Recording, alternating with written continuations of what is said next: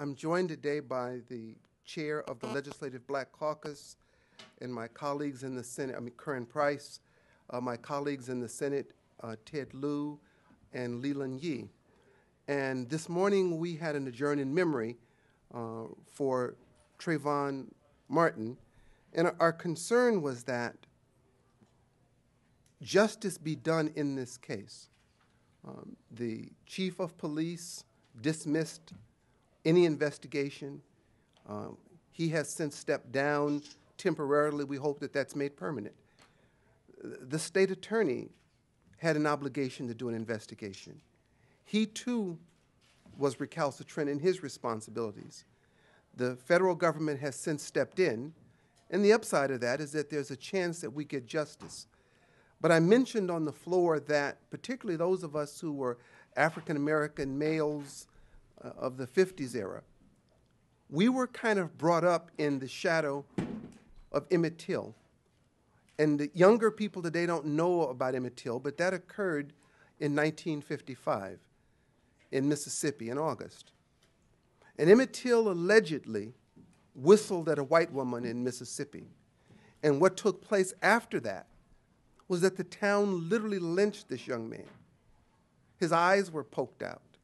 He was beaten. He was thrown in a river with a cotton gin around his neck. They found him several days later.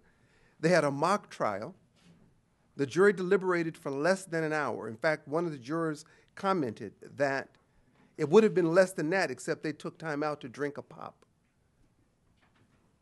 We don't want to see that occur in 2012 with a young man like Trayvon Martin. The 911 called when it came through. The 911 operator said, you should not follow him. The rules for the neighborhood watch that Mr. Zimmerman was a part of say that you shouldn't carry a gun, that you shouldn't try to apprehend a suspect, that you shouldn't follow a suspect. There was no evidence that Trayvon Martin was guilty of anything. He was not acting suspiciously. He claimed that he had a broken nose and that his head was bleeding and that he suffered injuries. But there was videotape released today from his arrest when he was taken into custody shortly afterward.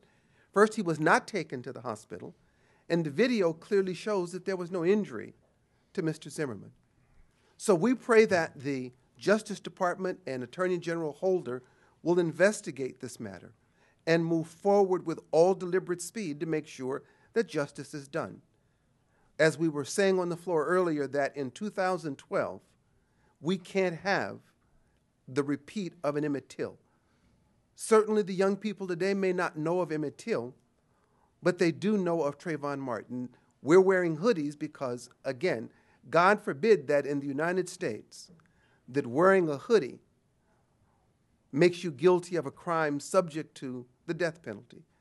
God forbid that we say that if a woman had on a pair of denim jeans or a skirt that was revealing, that she's subject to be raped, or that if a man has on a turban, or whatever your attire might be, that allows you to be the subject of discriminatory activity.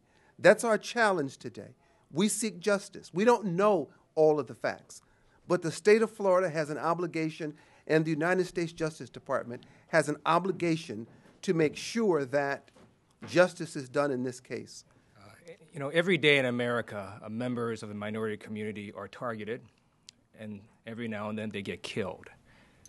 And all of us here bring our own personal experiences, and I am reminded of when Vincent Chin was killed in Detroit because he was Asian American. And while I don't agree with their sentence in that case, at least Vincent Chin got a trial. All we're asking for here is that at least there be a trial. There's enough conflicting evidence, I think, for a reasonable judge or jury to make a determination that Trayvon Martin was murdered.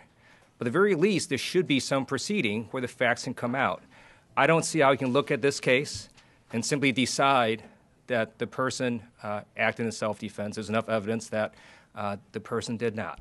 And without a proceeding to look at the facts, the folks in Florida have already made a decision that somehow this death was justified. I don't see how they can get to that conclusion unless, frankly, they were racist. And at the very minimum, We are calling here for at least a proceeding for the facts to come out, because on the face of it, this is not acceptable. Thank you.